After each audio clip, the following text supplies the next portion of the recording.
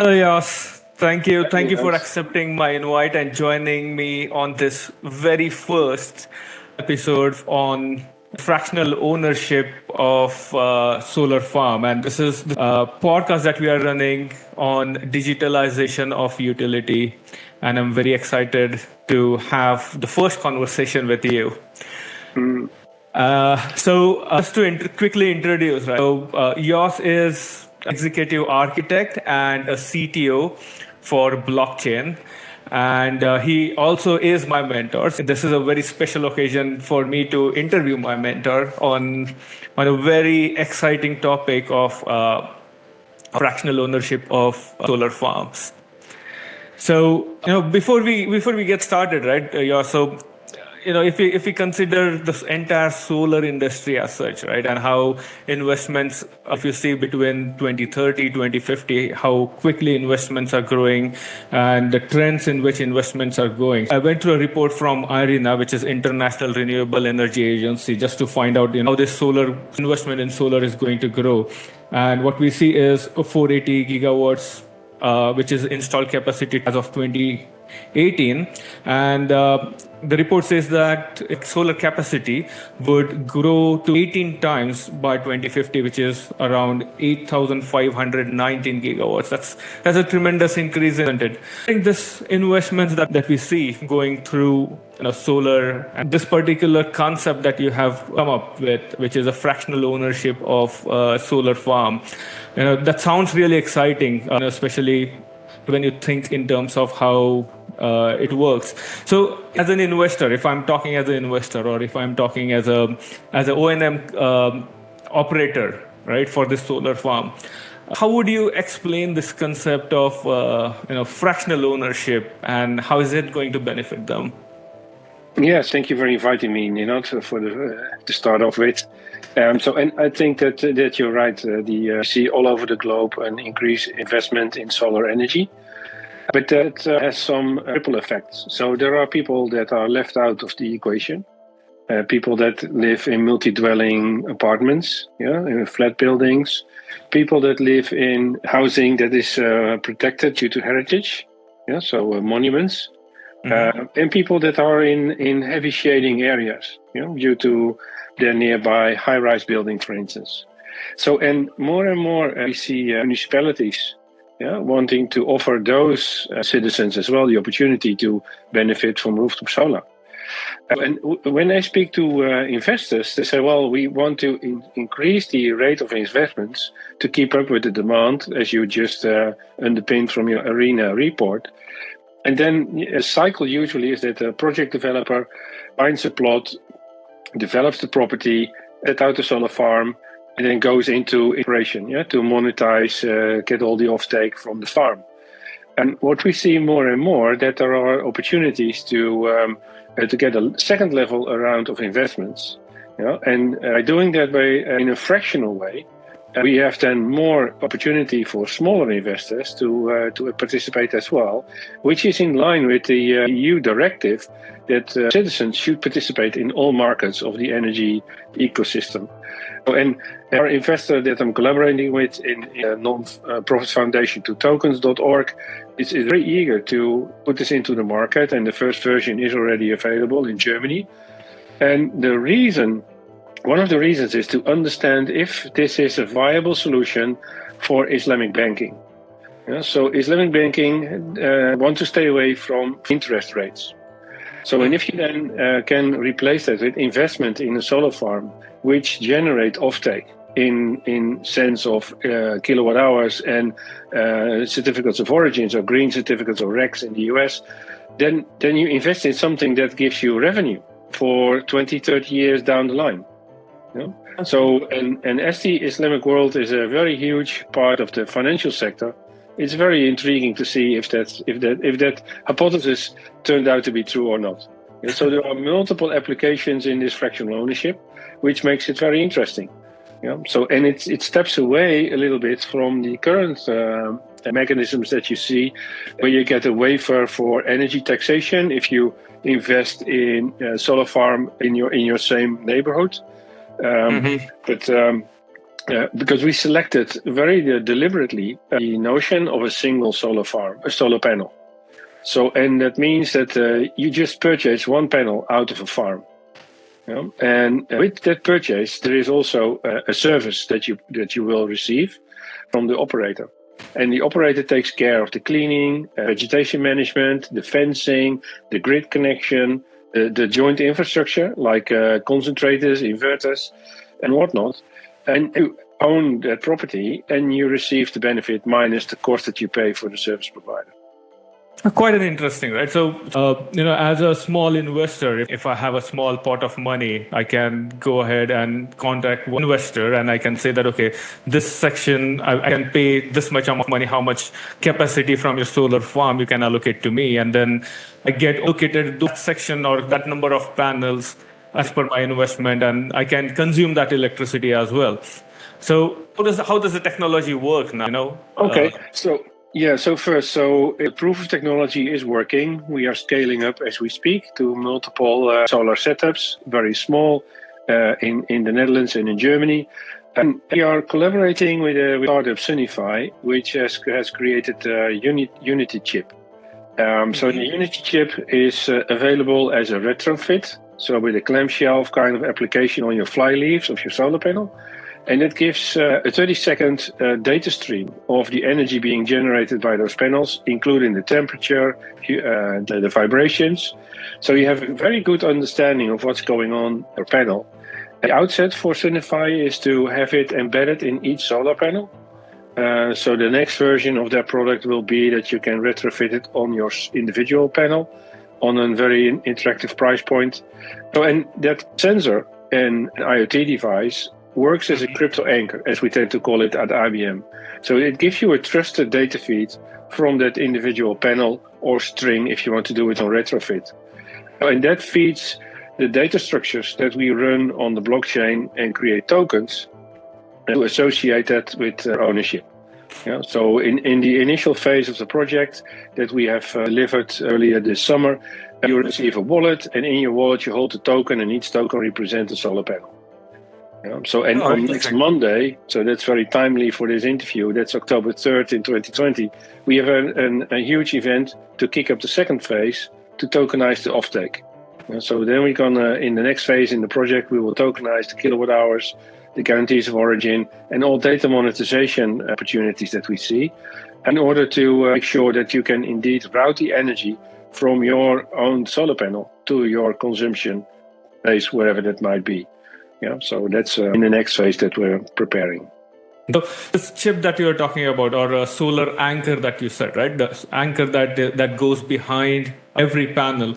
So if I have a huge solar farm, so do I have to put an anchor on behind every solar panel in that case? And how does it start reading through all the data that gets collected on that solar panel? So when you want to install it as a retrofit, so we have an already running farm, we propose to have it per concentrator. So usually a number of panels up to 10 are being daisy chained, and those are being fed into a concentrator. So those daisy chained panels can be retrofit using a clamshell application. So it's a little box that just goes over the two wires, and connects, makes a connection, and do all the monitoring and reporting. So because it's for the retrofit not feasible financially to do a per panel setup. So for the per panel setup, we strive to have it embedded in the solar panel from the factory. So Sunified, I believe Sunified is collaborating and engaging with solar panel manufacturers to have the chipset embedded. Okay. And that particular chipset now collects the data for every panel or set of panel, might be based on use case, and then we collect that data. How do we make sure that the data gets securely collected, and do we measure electricity? That gets generated. So the sensor itself, based on the Unity chip, records the power that are being produced by the panels, either in a string level or on a single panel level, depending how much you install. Each datagram that's being created every 30 seconds is stored in a Merkle tree on the chipset. Yeah? So after it's recorded, it cannot be changed. Yeah? So, and all those Merkle trees are being then exchanged using a mesh network between all those sensors in the farm. And at certain points, we have some gateways to collect all the data feeds. And as each sensor has its own unique crypto key, we know exactly which panel we are reading. Yeah? So, and as the mesh network, based on the Bluetooth mesh network, is also exposing their signal, it can also be used to have an early beacon signal if you want to locate a single individual panel. Yeah. So that's also in the application of maintenance. There are some benefits there as well. And as the temperature is being monitored as well, you can then, if you have a tracker, so you can direct the solar panel according to the orientation of the sun, you can play with it in order to influence the airflow underneath your solar farm. Yeah, so because temperature is a huge metric of your solar farm production, so your yield. So if you can control it so that the under panel airflows are increased to reduce the amount of temperature of those panels or hotspots, then it might even improve the yield of the whole farm. So there are multiple applications, so not only the fractional ownership, but also for the operator and the OEM of those solar farms to get into this kind of applications.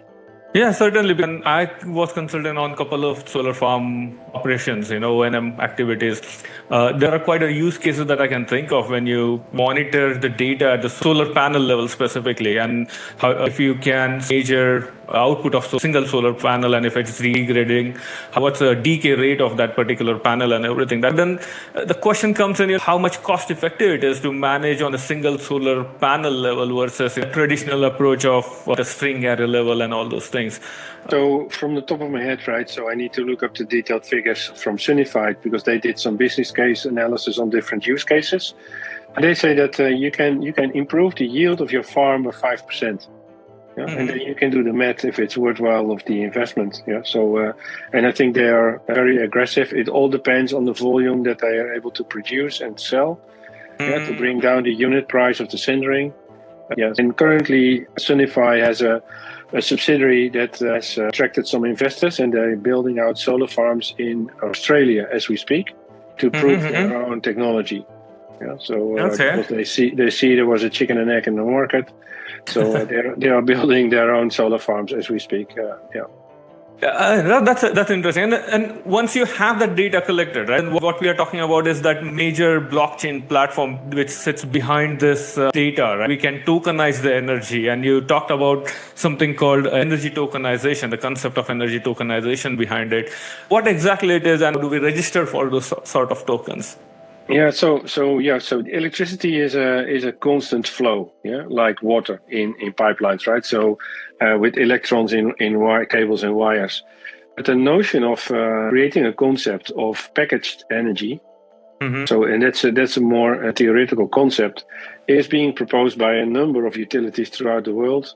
To look at major issues that need to be solved. So, and the concept that I'm working with is that if you look at energy as packages, then you can say, okay, if I can then tokenize it. So if it's a package, you can identify it, you can then tag it, and if you can tag it, you can say, okay, I can create a token out of it to represent that package, because we cannot tag the individual electrons. That's currently not possible. So usually when we are packaging it, are we using some measures, say for example, kilowatt or kilowatt hours to measure this? Yeah, that's so then indeed. So then the first question is, how do you create the package? Is it energy volume based, or is it time based, or is it? And I think that you need to have multiple tokens. One token is not sufficient. So because we have capacity in our energy system. And that's used for the market, so ex ante, as they call it. And there we need to only have power, kilowatts, so no time dimension there. And that's for supporting the capacity market. So, and capacities are being traded, right? So especially in the US, there's a huge capacity market. In Europe, not so much, but there is capacity going on because you need to do some forecasting. And forecasting is done on capacity. And you have your consumption, so that's exposed, that's after the market, and then the duration. So you have 10 kilowatt hours. And both are in supply and demand. Yeah, generators have supply, and consumers have demand. You know? And then you can also say, okay, but not every energy generation site is equal. Hence, we have those RECs in the US and guarantees of origin in Europe. So you can then color them. You know? So green for renewable, gray for fossil fuel. You can do orange if you don't care. Yeah? Let's say I only go for the lowest price. I don't care how it's being generated. Then you have a color for that. So that's a dimension that you can add there as well. Yeah. So all the aspects of our energy system can be represented in tokens. So and then the concept is that tokens are being stored in wallets, because that's the way how we designed the whole system. And wallets are associated with accounts. So, and then you end up with a natural person or a legal entity owning an account. And the account has multiple wallets. So for yourself, you have a wallet for your home.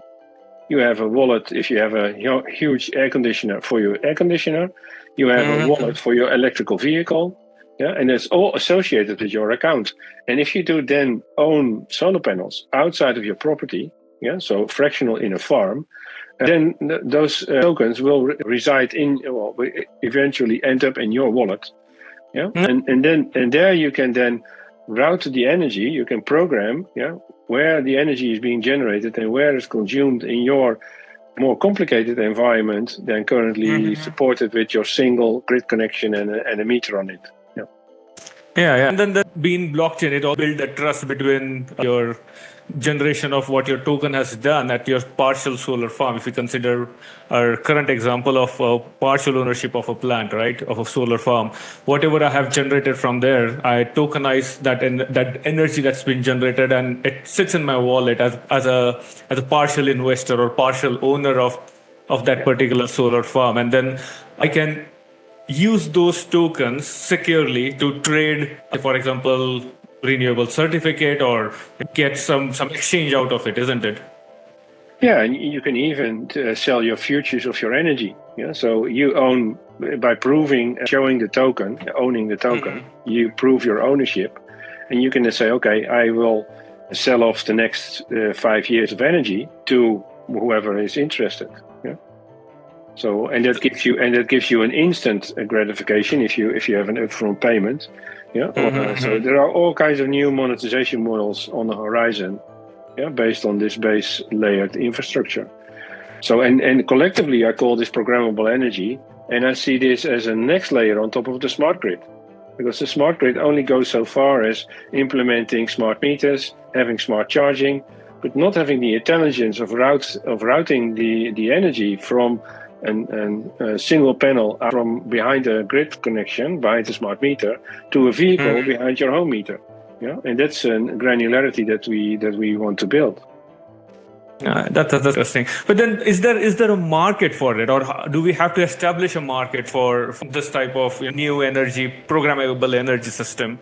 Because we are in traditional market, isn't it? We still buy electricity and sell electricity in wholesale market. We have bilateral agreements and everything. There are already quite a number of markets, right? If I just look at my home country in the Netherlands, we have 700 energy collectives and energy cooperatives, I must say. And within those cooperatives, they trade energy. Yeah, within the cooperative, and if they have an excess of energy, they trade it with an external party. So there is already a market in there with preset pricing based on investments, because there is no such thing for renewable energy as marginal pricing. Yeah, because you have only the cost of capital, which you know upfront. Yeah, and then you can make a calculation of what's the cost of a kilowatt hour being generated. Yeah, so trading opportunity is then a benefit for each participant of the cooperative. Yeah. So and work needs to be done to understand how those different markets will work and interact and interplay. So you're right. Yeah. How will the cost for that electricity be considered? Will it be aligned to your wholesale price, or whether your token value? So usually it's lower than the traditional wholesale price. And now, especially with the international political tensions, with the rise of energy prices, I don't know how it's in your end of the world, but here in Europe it's going to the roof. Yeah. So and everyone that is participating in such an energy cooperative is on the good side, because they are having the prices that they invested in a couple of years back. And even so, if you do now, for instance, private investment of solar farms, right, the payback period is around 1 year, yeah, for rooftop solar, yeah, due to the increased pricing. So very interesting and dynamic times to witness and to be in. Yeah, certainly. And no, we are saying that this particular platform, this end-to-end platform, right from those solar anchors to the blockchain platform, everything at this point of time is in operational, and you're still enhancing, adding a couple of new features to it. Which stage this particular platform is at this point? It's a proof of concept stage. So we just agreed to work with Solar Lab of Technical University Delft to get their whole setup on to be tokenized, so they can then be a demonstrator for our project. We are working with a setup in the port of Rotterdam to tokenize one of their farms that they have installed there as a demonstrator. And we are actively looking at a more commercial setup. So, and the platform is now still running on a test network on Ethereum. So it's not in production yet. Yeah. So, and the first application is only the wallet that holds your tokens that represent your solar panels. Yes, so not the kilowatt hour offtake, because that's something that we're going to start off next week. Okay, quite exciting time, isn't it? Yeah, indeed, yeah. So and if you have interest to join, hop over to tokens.org, and you can benefit, yeah, because this is not a single company endeavor, and it's what I'm very enthusiastic about the approach of the foundation. It brings together the financial institutions, the investors, but also legal, regulation, academia, to do some studies on economic models and ecosystems, on multi-market systems. So, and all those knowledge need to be brought together, because we see three major roadblocks, in going forward. So one is the interplay between the regulatory bodies for the finance market and the energy industry. Usually those are different regulatory bodies, and they don't talk to each other in the way that they are synergizing to make this easy. So so sometimes we experience a blocker due to conflicting rules. Yeah, because the investment in the energy sector is within the energy regulation, but if you take a token out of it, it becomes fintech, and fintech falls into the financial regulator, and they have different requirements on how to go about it. So that's one, and the other one that is we lack understanding collectively is how to work with all those market mechanisms. If you get a mesh of decentral markets, how is the interplay? How to create a stable situation in the end? We lack standards, right? So there is no standard. So we are pushing our view on the Interworking Alliance with GBBC to publish our token definitions, so everyone can have a look, can challenge it, can pose improvements on it. So that's our mode of working right now. Yeah. So you talked about this tokens.org. So that's the consortium that you're talking about, right? And that's where everyone is collectively working towards this. It's not one specific company's investment, but it's a group of experts coming together under one platform to deliver this. Yeah, it's a coalition of the willing, as we tend to call it. So the foundation has some subsidies from the Dutch government, from the European Parliament, cover the costs for setting up roundtable events and so forth. But everyone is there on his own cost. So, and I'm the captain of the energy working group. There are other working groups for different use cases, like a digital notary for recording ownership of companies, like electronic bill of lading for organizing all the paperwork with international shipments, and stablecoin projects. So there are quite a number of projects running parallel. So, and what I like is, as I said before, the 10 different entities and corporations and companies that are collectively work on this topic, to make it a success. And everyone has the opportunity and the freedom to take it and to find their own commercial endeavors, based on the collective lessons learned. Because everything what we do, we publish. So you can listen to all the different webinars and podcasts. Papers are available on the website. So it's an open environment. Yeah. Okay. As if someone is interested to join, we can go on twotokens.org and then register there. Can someone from India or someone anywhere in the world, can they contribute to this project if they are willing? Yeah, How? So you can definitely contribute. So we run a weekly stand-up meeting. That's currently Thursday morning, 10 a.m. European time. So it's a stretch, I think, for India to be present there. Yeah, it's too early, perhaps. The work that we do is published on the website. So, and if we have more international participants, we make sure that our tooling will be opened up. So we use Mural for our brainstorming, and we are shifting to another tool due to licensing items. And we have a Kanban board for all the activities and moving forward.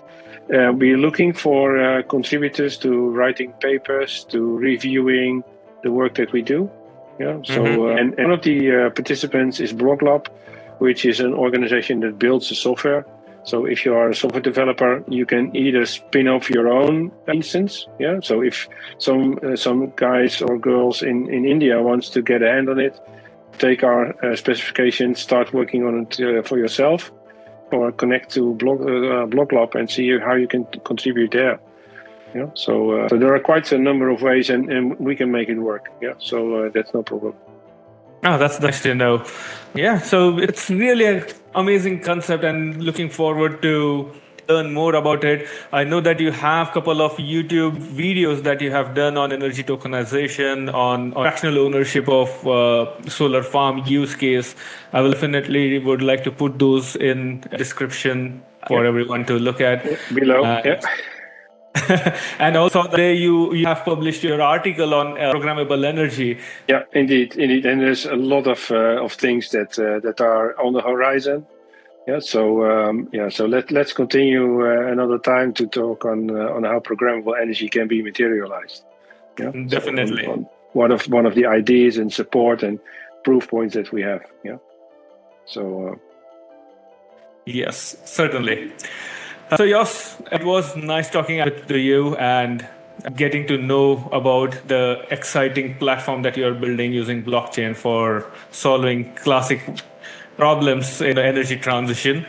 And I'm hoping that we keep continuing on this. And I would say thank you for your time and discussing this with us. Well, thank you, Nina, for interviewing and being on your first episode. I hope your channel will be having a very strong future and a lot of followers. Yeah. So until next time. Yeah. Yes. Thank you very much. Bye. Bye.